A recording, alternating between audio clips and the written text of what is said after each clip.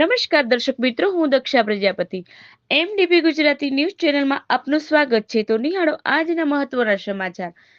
આજ રોજ પાલનપુર ખાતે ગુજરાત ક્રાંતિકારી પાર્ટી દ્વારા આયોજિત બનાસકાંઠા જિલ્લા મંત્રી શ્રી ધીરજભાઈ સોનીના માર્ગદર્શન હેઠળ ક્રાંતિકારી પાર્ટી દ્વારા કેન્ડલ માર્ચનું આયોજન કરવામાં આવ્યું હતું.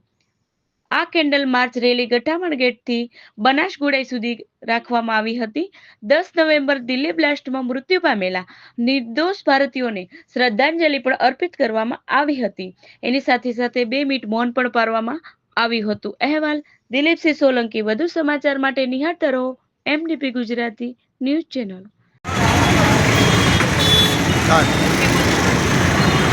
નમસ્કાર, હું ધીરજ સોની, બનાસકાંઠા જિલ્લા મંત્રી ગુજરાત ક્રાંતિકારી પાર્ટી. આજ રોજ બનાસકાંઠા પાલનપુર ખાતે 10 નવેમ્બરના રોજ દિલ્હીની અંદર જે બોમ્બ વિસ્ફોટ થયો હતો એમાં જે ભારતીય નિર્દોષ નાગરિકોનું મૃત્યુ થયું હતું એમની શ્રદ્ધાંજલિના ભાગરૂપે આજે કેન્ડલ માર્ચનું આયોજન કરવામાં આવ્યું હતું. પાલનપુર અને બનાસકાંઠાની જનતાને મારે એક મેસેજ પહોંચાડવો છે કે માત્ર પોલીસ બધી જગ્યાએ પહોંચી શકતી નથી, પરંતુ આપણે બધા જ જાગૃત થઈએ, એક અવેર થઈએ અને આપણને કોઈ પણ માણસ ક્યાંય પણ શંકાસ્પદ લાગે છે તો તરત જ આપણે નજીકના પોલીસ સ્ટેશને જાણ કરીએ, જેથી કરીને આપણા કોઈ એરિયાની અંદર આવી કોઈ આકસ્મિક કોઈ આપત્તિ ન આવી પડે.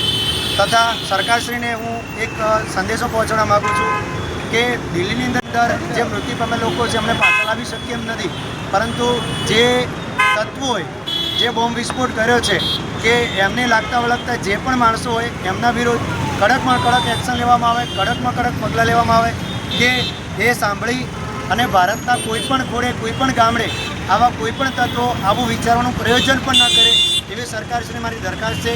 જય હિન્દ, જય ભારત, એક કદમ ક્રાંતિ की ओर, વંદે માતરમ. આજ રોજ ગુજરાત ક્રાંતિકારી પાર્ટીના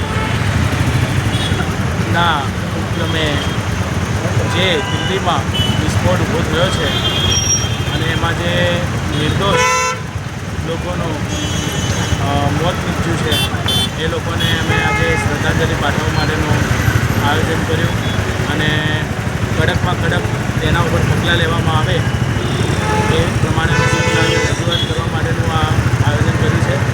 તો જય હિન્દ, જય ભારત, એક કદમ ક્રાંતિ की ओर, વંદે માતરમ.